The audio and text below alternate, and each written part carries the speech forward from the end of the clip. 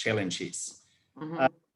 I see that many challenges after the COVID situation are budget related. The public budgets are empty, and this I see is a very good opportunity for MBS solutions as they are considered to be very cost effective.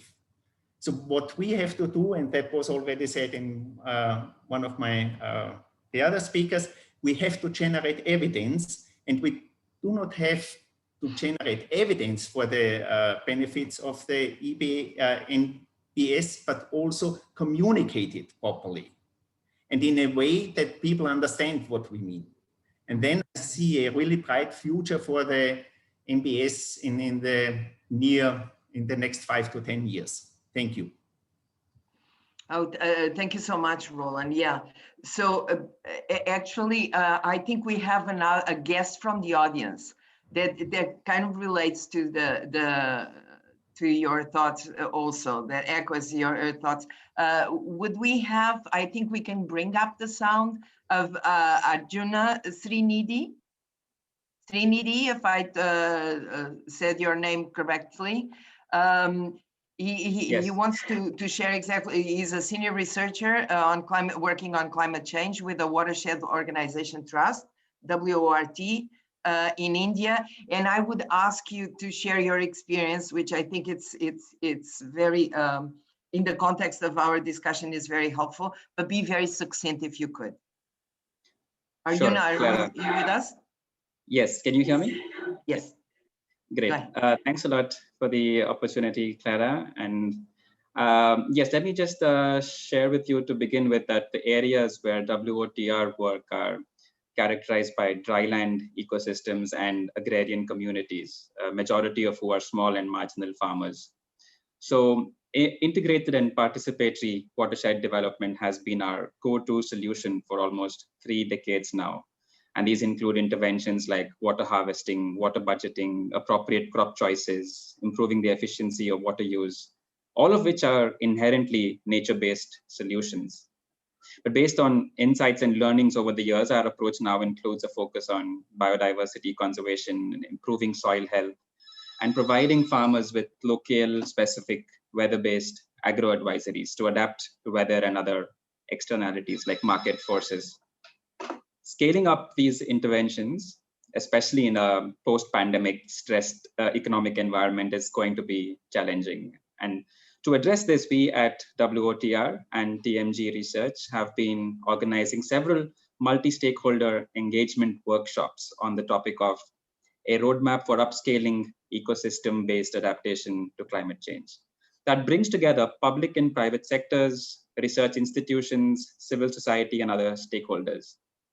And the key lesson for us here is that scaling up in a complex democratic setup like India and possibly in many other Asia-Pacific nations requires the coordination of many actors. And so there is the need for this kind of an overarching roadmap to be ingrained in the state policy or the regional policy, and that can help upscale EBA. Thank you. I'm happy to share a few more links on the chat box if it interests the audience. Yes, please do. I'll encourage everybody to share on the chat box. I will also encourage you to reply to the Mentimeter. Maybe you can, tech team, if you could show the codes again in case people don't have it, but I think you can find it on the chat box as well, the link, correct? Can you show the Mentimeter? I'll just encourage you all to go to the Mentimeter. Yes, thank you very much. Yeah, so please go. This is a self-paced Menti question, so you can fill it in as you want. We'll be reviewing those results in just after the second round of questions. So let me now ask the panel, again in the same order, if you don't mind, and I'll ask the team to put up the second question on the screen. Thank you. And I would like to ask Sanjay, I'll throw this question at you. What are the major barriers and opportunity to foster wide adoption and scale up of nature-based climate technologies and practices, in particular considering COVID-19 recovery and post-pandemic contexts. So Sanjay, over to you. Right. Thank you very much, colleagues. I just want to share with you one of our report, Asia Pacific Disaster Report. We brought out on flood and drought management, the interventions which many of the government in Asia Pacific regions they have taken through nature-based solutions, whether it is a water set development, it's a harvesting of rainwater, percolation tanks, all kind of nature-based solution related interventions. So we did a accounting that how this can be accelerated. And I am happy to share with you, like, for example, we did an analysis that if a nature-based solution projects, let us say, for example, a water set development program in a dry land area, if the project is of $1 billion, only 2 to 5% the project components is spent on technology. For example, my colleagues very nicely highlighted Earth observation system based before the interventions, during the interventions, to monitor the progress of water harvesting structures, the green covers, the vegetation density, and so on. So, you use technology to accelerate a process, and that costs 2 to 5%. But that is like a catalyst. It's responsible for many of the drought and flood mitigation projects in Asia Pacific regions. So We lost you, Sanjay. Yeah. No, that's fine. That's fine. Hello. Okay. Yeah, fine. yeah. So, We're sorry. back with you. I just ask you to be very succinct if you could, Sanjay. Yeah. But now you're back. Thank you.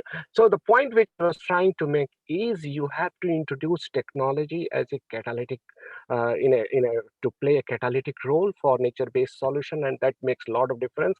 My last point in less than 1 minute is, if you look at this, the COVID stimulus package, I will quote the example of Republic of Korea. They spent 12% of country's GDP, and one initiative they brought in is a green, what they call the green bridge, the green fund.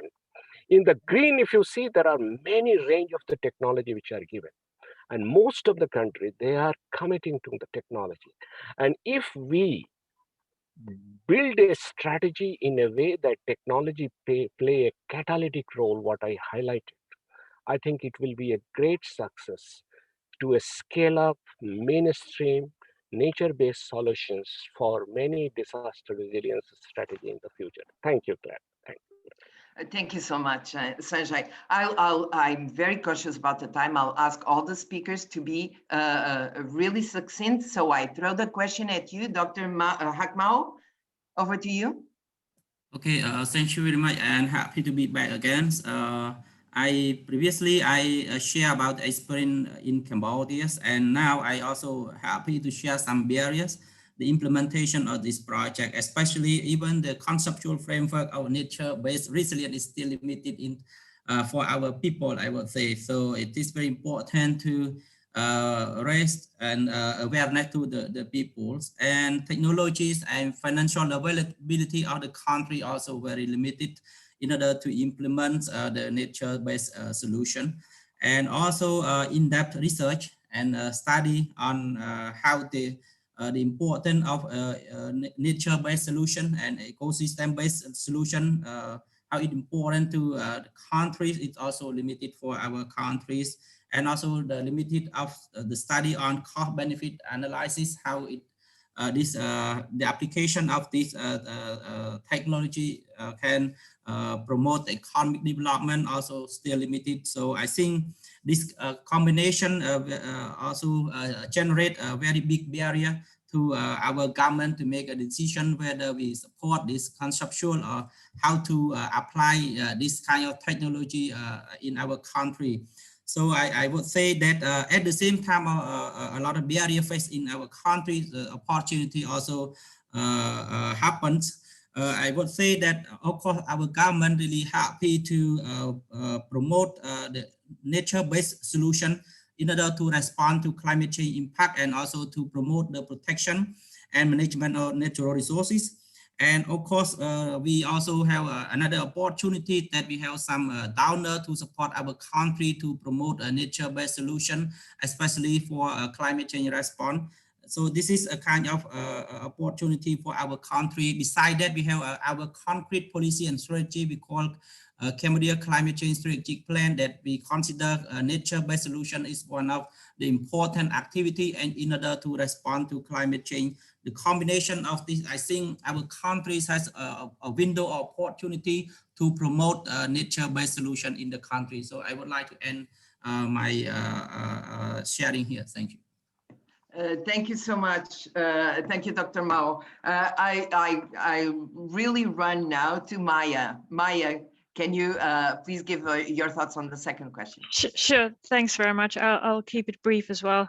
I think from our experience, I mean, the complexity lies a lot maybe more so in the governance and management structures than the technologies themselves, very often, not always, but often. So if you are a water manager, I mean, nature-based solution is something that crosses the administrative boundaries and governance boundaries. And ecosystems are complex, but that's not always the way that we manage resources. I mean, energy functions within their domain and water management and treatment with their own. So I would say maybe that is a major challenge in implementation, that it does take just a bit more time and a lot more dialogue to adopt and agree on nature-based solution implementation. In terms of opportunities, I think that is also opportunity in the same time. So there is a lot of benefit to be gained from that. And for the way forward, I think there is a lot of opportunity to build on existing processes. So we don't necessarily need to have new process for nature-based solution policies. I mean, there is, as others mentioned, a lot of work that has been done in implementing nature-based solutions and adaptation, disaster risk reduction, etc.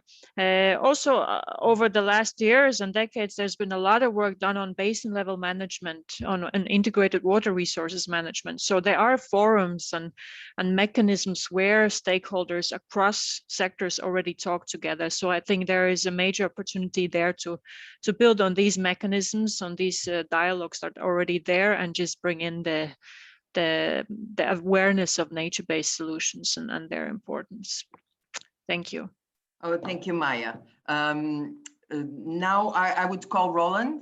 Roland, just to share very briefly your thoughts on this one. Oh, Trupti, sorry. I meant Trupti. Sorry, I fooled you. Okay, I also keep myself very brief about this one. Basically, major barriers for the nature-based solution is that people are not focusing on the technologies which are the grassroots based, and also the is maintained by the peoples and where the community is involved in it.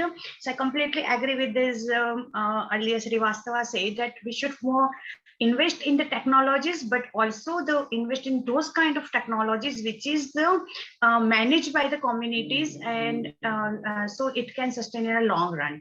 And I mean, opportunities, if just only I'm discussing with my case of the Bungalow, I mean, as per the Food and Agriculture Organizations of India mentioned that 260 million farming families globally are adversely affected by the monsoons and drought. And in India alone, 6.72 million hectares of the land affected with this kind of solution. So you can just imagine one solution has this much opportunity. So all others of nature-based practices, if we have focus on it, invest in it, and then replicate it at the global level collectively, then we will go for the sustainable development. Thank you. Over to Clara.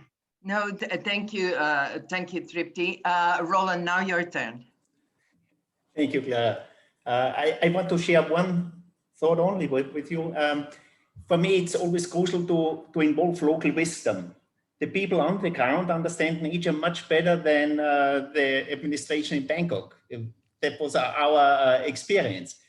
We even found a guy who did some water construction in his garden with nature. It was nature-based solutions, and that was quite amazing. And we involved this person, and it's clearly a local wisdom of what he had in our project, and that was gave us much more acceptance in the civil society and for the whole project.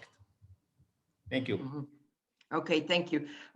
So now I would like to ask the team, I know there has been many replies to the Menti. Can we see the results of all 3 questions we asked, the 3 additional questions? And then that will set us up for the next and final question. Right. Okay, so this is the sectors where primarily people work in, but I would like, yes, okay. So now we're on the topic. So this is what people have, what our audience has highlighted as barriers. Actually, a lot the same, limited awareness, knowledge. They echoed what you've highlighted in answering this question. Limited knowledge of technologies and practices, policy and regulatory and governance challenges, and limited access to technical assistance and limited to finance. Nothing really comes out except that knowledge and the enabling environment, regulatory environment is really probably what comes out a bit more as barriers, but basically people find barriers all around. Can we have the next question? And I thank you all for replying. So what are the major benefits of from implementing these technologies and practices for nature-based resilience? Sustainability, I think it shows more against also in par with cost effectiveness of them all. All the rest, there's what we can see is that there are a variety of benefits that people perceive, probably equally with the panel has highlighted the co-benefits of these technologies as well. So I'm glad we're all on the same page in the audience. They're all echoing the same thing, with sustainability really allowing for sustainable results and sustainable impact coming up.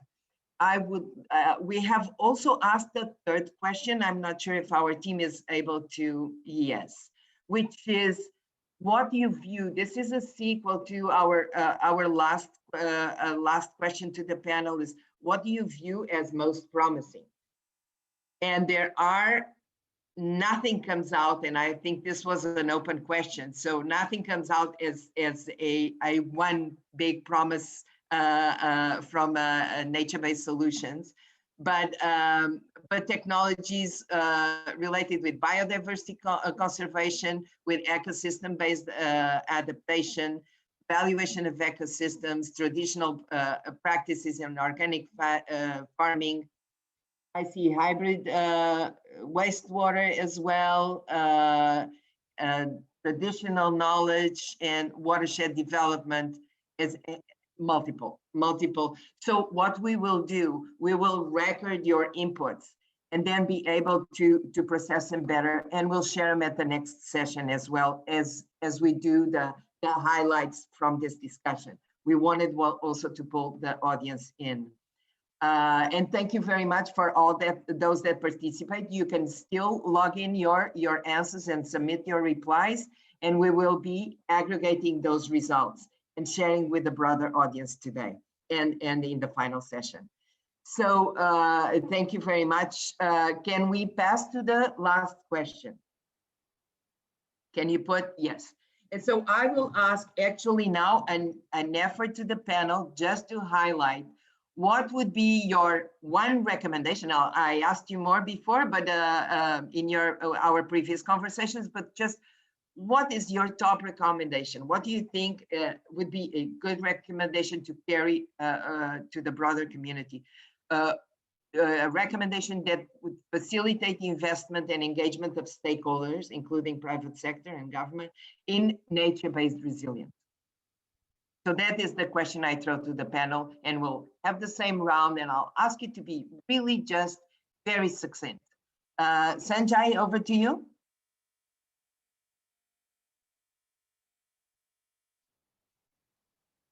Sanjay, are you still with us? Three Okay. points very briefly. COVID is a defining moment in the history, but this is going to change the world, particularly the proliferation of technology and innovations. The world has to the very close to combat the COVID because of technology and innovation. So this is going to define also the future of adaptation.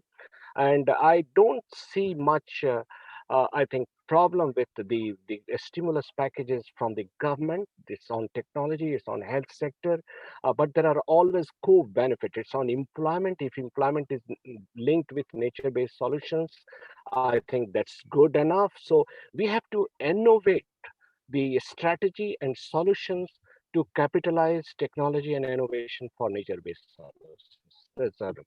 Thank you. Thank you, Sanjay. Dr. Hatmao? Yeah, thank you very much, and happy to be back again. I have few recommendations for this. First, I would like to call for further commitment, especially from advanced countries, to increase their commitment to climate change response.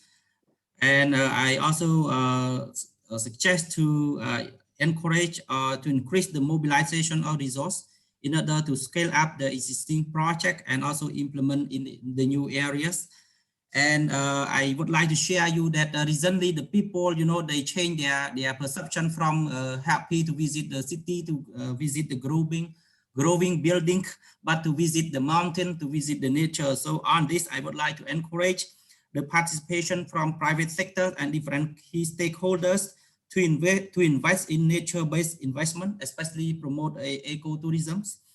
And finally, I would like to encourage the study on, in-depth assessment on ecosystem-based, and also how the cost benefit of this concept that is very important to encourage the government to apply. Thank you very much.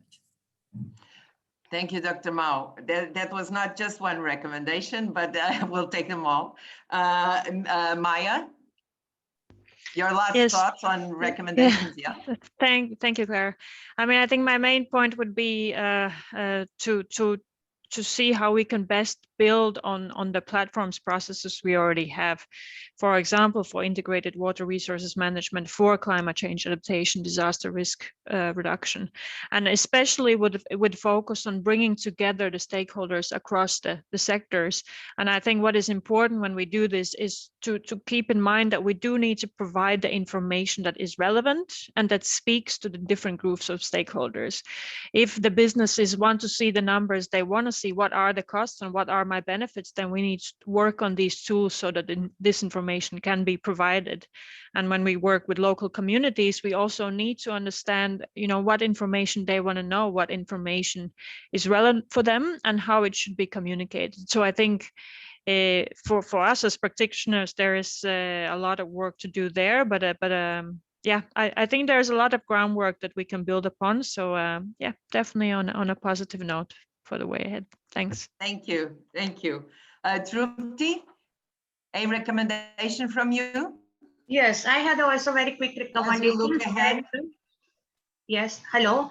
I also have the very quick recommendations, like we should have the faith on the rural people, the illiterate peoples, and all, but who have the capacities and who has experience to work with the nature-based solutions. So we have to be faith on it, and also we have to be involve the women as much as possible in these nature-based technologies, and find out the local-based solutions rather than only the macro solutions.